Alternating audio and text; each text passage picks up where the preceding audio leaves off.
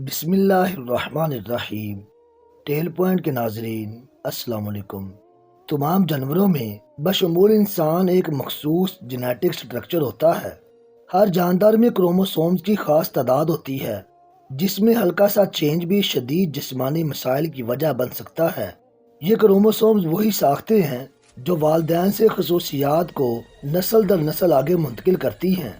مثال کے طور پر ایک صحت مند انسان میں کروموسومز کے 23 جوڑے اور 46 کروموسومز ہوتے ہیں۔ اگر یہ 46 کی بجائے 45 یا 47 ہو جائیں تو جسم میں دائمی خامیاں پیدا ہو سکتی ہیں۔ کیا قرآن جینیٹک سے متعلق کتاب ہے؟ بالکل بھی نہیں، اور نہ ہی کہیں اللہ نے اس کو سائنس کی کتاب کہا ہے، بلکہ یہ انسانیت کی ہدایت کی کتاب ہے۔ ہاں، یہ اللہ کی نشانیوں پر غور و فکر کرنے کی دعوت ضرور دیتا ہے، جیسا کہ قرآن کی 16ویں سورہ نحل، اس میں شہد کی مکھی کا ذکر ہے۔ 16ویں سورہ اور شہد کی مکھی میں کروموسومز کی تعداد بھی 16 ہے۔ 76ویں سورہ دہر، جس کا دوسرا نام انسان بھی ہے، اس میں 31 آیات ہیں۔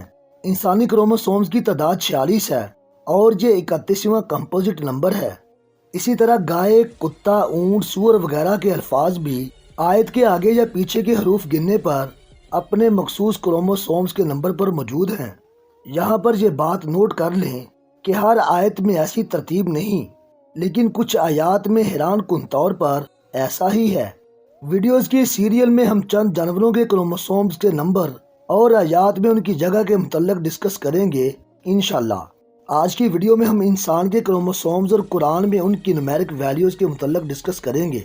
کچھ باتیں جو ان چیزوں کو سمجھنے کے لیے ضروری ہیں، پہلے وہ سمجھ لیں۔ ریاضی میں 2 طرح کے نمبرز بیان کیے جاتے ہیں، جن میں سے ایک پرائم نمبر اور دوسرے کمپوزٹ نمبر کہلاتے ہیں۔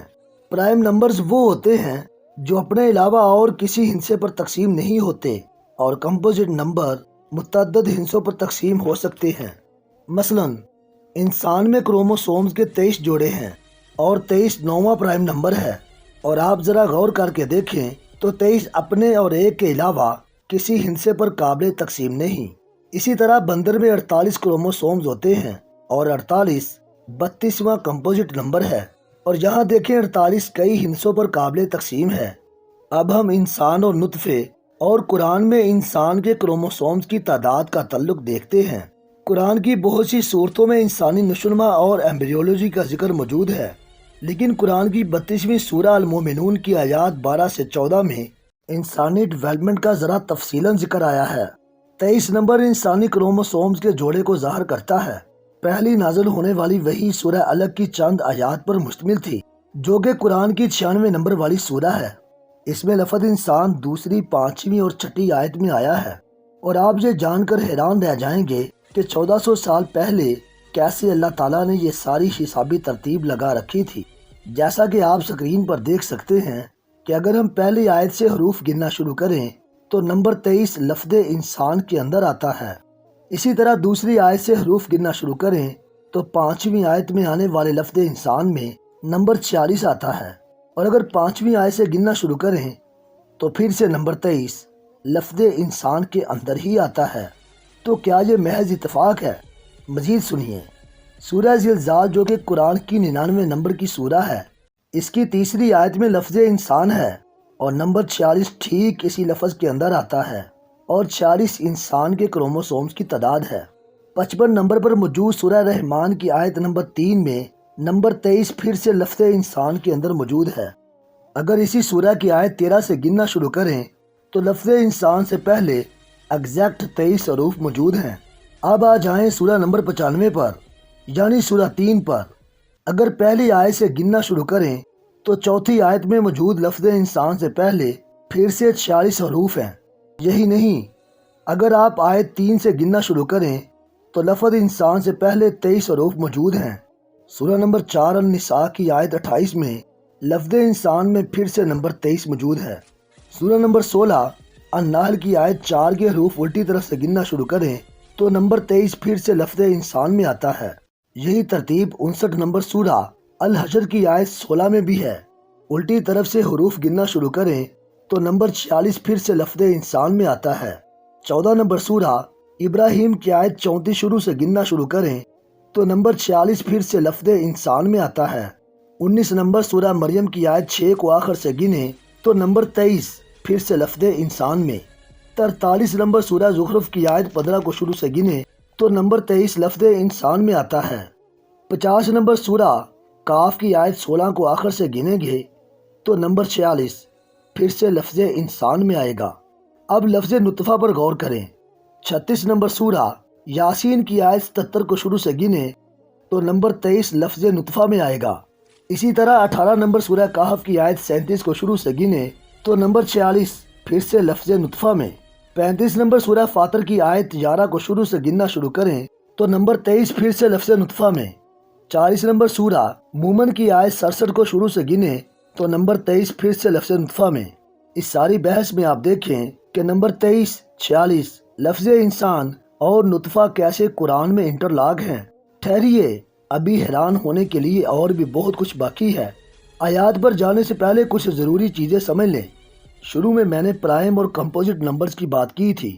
وہ نمبر جو کسی ہندسے پر ڈیوائیڈ نہیں ہوتے وہ پرائم، اور جو متعدد ہندسوں پر ڈیوائیڈ ہوں وہ کمپوزٹ نمبر ہوتے ہیں۔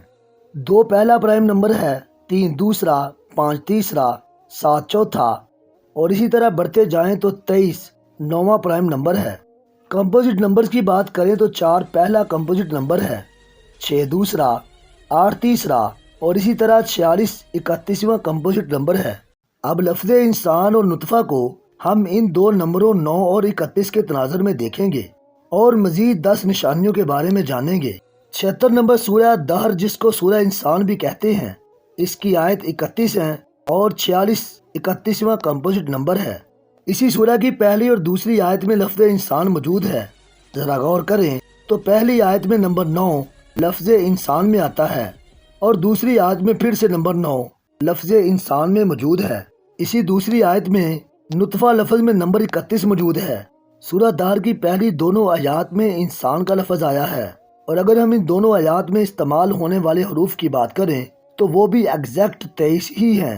17 نمبر سورہ بنی اسرائیل کی آیت 11 کو شروع سے گنے تو پہلا لفظ نمبر 9 اور دوسرا لفظ انسان نمبر 31 پر مشتمل ہے۔ اسی طرح سورہ قیامہ کی آیت 36 میں نمبر 9 لفظ نطفہ میں آتا ہے اور 23 9واں پرائم نمبر ہے۔ سورہ ہود کی آیت 9 کو آخر سے گنے تو نمبر 31 لفظ انسان میں آتا ہے۔ سورہ مومنون کی آیت 13 میں نمبر 9 پھر سے لفظ نطفہ میں موجود ہے، اور سورہ عبس کی آیت 17 سے 19 تک لفظ انسان میں نمبر 9 اور لفظ نطفہ میں نمبر 31 موجود ہے۔ اور سورہ رحمان میں آنے والی آیت فَبِأَيِّ آلَاءِ رَبِّكُمَا تُكَذِّبَانِ بھی کل 31 مرتبہ آئی ہے، اور ہم سبھی جانتے ہیں کہ اس آیت میں اللہ تعالیٰ نے بار بار انسان کو ہی مخاطب کیا ہے، اور تم میری کون کون سی نعمتوں کو جھٹلاؤ گے۔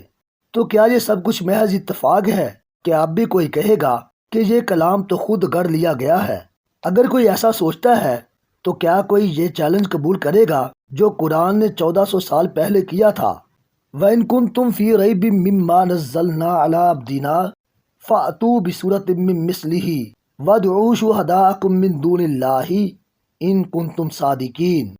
اور اگر آپ کو اس میں شک ہے جو میں نے اپنے بندے پر اتارا، تو پھر تم بھی اس جیسی کوئی ایک صورت بنا لاؤ اور اللہ کے سوا اپنے سب مددگاروں کو بلا لو اگر تم اپنے دعوے میں سچے ہو۔ اگر آپ سائنس، تاریخ اور اسلامی باتوں میں دلچسپی رکھتے ہیں تو چینل کو ضرور سبسکرائب کریں اور ویڈیو کو لائک کریں۔